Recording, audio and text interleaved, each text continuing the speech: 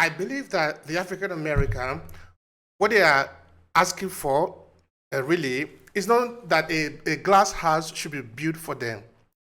I think it is a simple thing. They are asking then, they are still asking now, is to be treated just like every other person.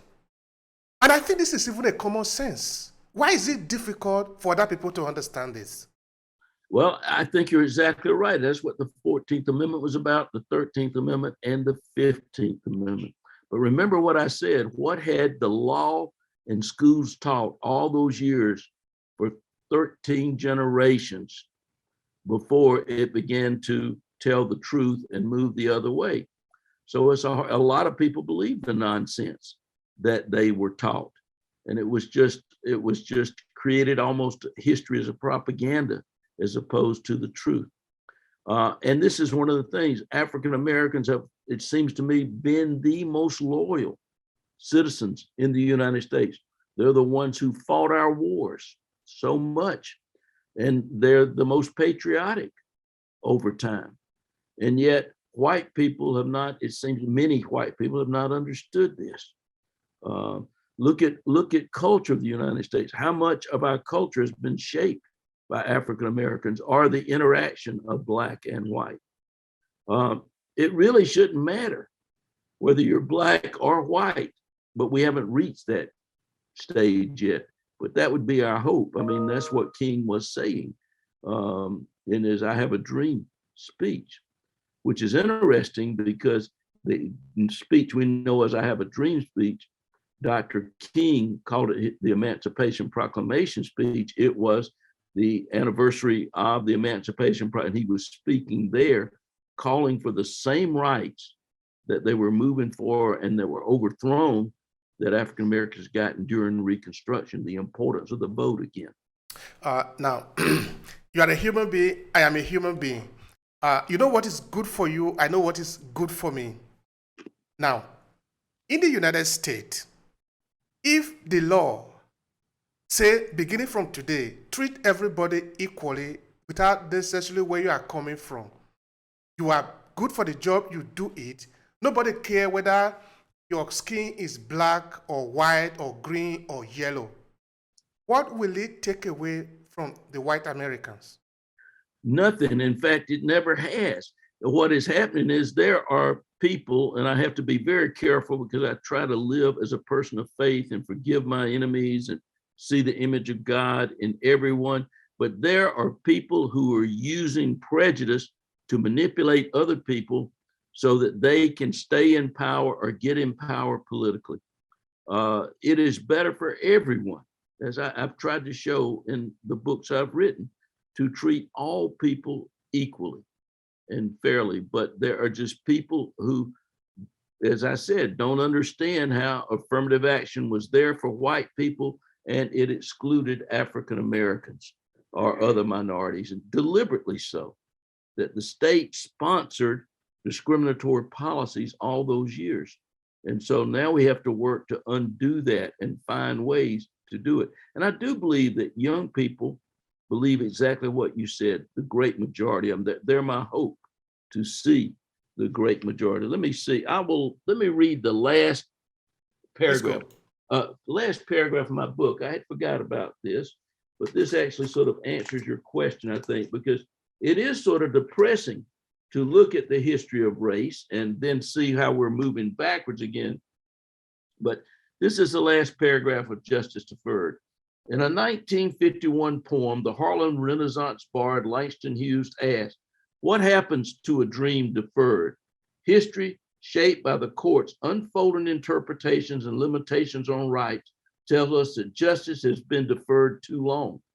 Abraham Lincoln challenged us, determine that the thing can and shall be done, and then we shall find the way. We take inspiration from the young people who will be writing the next chapter.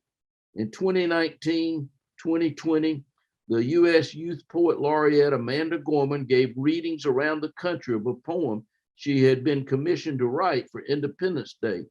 In her performance at the American Academy of Arts and Sciences, Gorman, an African-American woman from Los Angeles who was a student at Harvard, explained that she sees American democracy not as, quote, something that's broken, but as something that's unfinished. Rather than falling prey to discouragement, she speaks of being audacious in taking up the mantle of our founders and playing her role in finishing their work. In her poem, Believer's Hymn for the Republic, she declares, every day we write the future together. And I really love that. This was before Amanda Gorman had become famous, incidentally, with the Biden inauguration. So we thought we had discovered her. But I think that says powerful what needs to be done. You know, if you get too discouraged, then I fear the worst. I think now's the time we have to claim that mantle, as she says, and fight for justice and right, and particularly for voting rights. I'll give one other example about what happens. It's one of the stories that is very powerful. I almost cry when I tell it. You know, Thurgood Marshall had said that he didn't ever plan to retire from the Supreme Court. After he was dead, he wanted to prop him up there. And then he said, well, another time he said he expected to be shot in bed with another man's wife when he was 110 years of age. But he retired at a different time. And I'll tell this story. In fact, if he had not retired, he was not in good health. It looked like George Bush was like at 80% rating. No one saw the recession coming. No one saw Ross Perot. If he had not retired, it would have been Bill Clinton who appointed his replacement. So that would not have been Clarence Thomas, and that person would have probably ruled, in fact, in the 2000 election of Gore and Bush for Gore, as opposed to Supreme Court ruling 5-4 in favor of the second George Bush. And just think about all those judges appointed and where we'd be now if that had happened.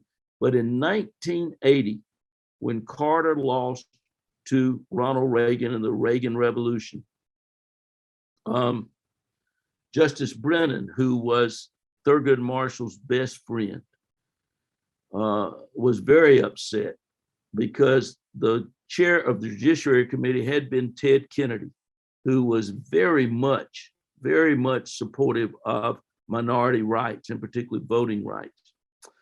And Strom Thurmond had been on the Judiciary Committee, and when Thurgood Marshall came up for both his Supreme Court appointment and his earlier appointment as a judge, Thurmond just really attacked Thurgood Marshall, claiming, oh, you work for a communist organization, all kind of things. There was no love lost between them. So when Brennan heard that Reagan had won and that the new chair of the Judiciary Committee was going to be Strom Thurmond, he comes up. Now, Brennan is a very small man in physical stature, but great in intellect and heart. Thurgood Marshall was a giant of a man physically and also intellectually and of heart. And when he says, is it true that Strom Thurmond is going to be chair of the Judiciary Committee? Thurgood Marshall puts his arm around Brennan, and this huge man with this little fellow in their robes walk off into their chambers to continue their struggle for social justice. It's such a symbolic story for me of how they continued to fight and what a difference they had made. But it also shows what a difference it makes who you elect president of the United States, because that's where the courts changed and begin to change. That is a lifetime appointment. And just because you don't like that someone wears pantsuits, I think people need to learn that you have basically two parties in the United States. And if you throw your vote away because you don't support a party who will give you fairer judges, then you get the kind of courts we've had since 1980. That's true. That's true. All right. Now, all these years until we thought of state sponsoring discriminatory policies, which of course produce what we eventually had, no, because it's not accident. What is taught in school is not accident, it's planned. But if we are not looking for a most just society where everybody is treated equally, irrespective of where you are coming from, are we even sure that that's a poisonous idea of racial superiority and inferiority is not still being taught today, 2022 in the United States? I think we've come a long way. Historians, when I went to graduate school at Princeton in 1969, they knew that Reconstruction had been this positive, exciting time. But it takes a long time. School teachers, and believe me, I really think that public school teachers doing God's work. They're so good.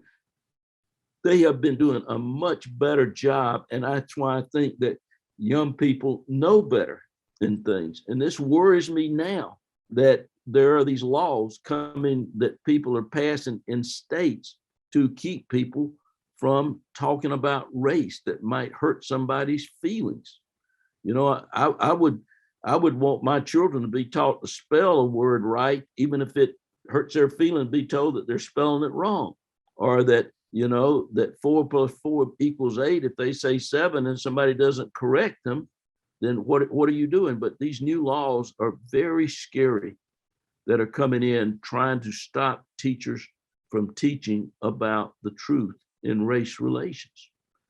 There were court cases way back allowing the teaching of this, that rule that the truth matters. If it's history, you need to understand it. And Lincoln understood you really can't have a democracy without an educated citizenry. I don't mean that you have to go to school to be educated either, but you need to be able to think critically, I think, and make up your own mind from evidence.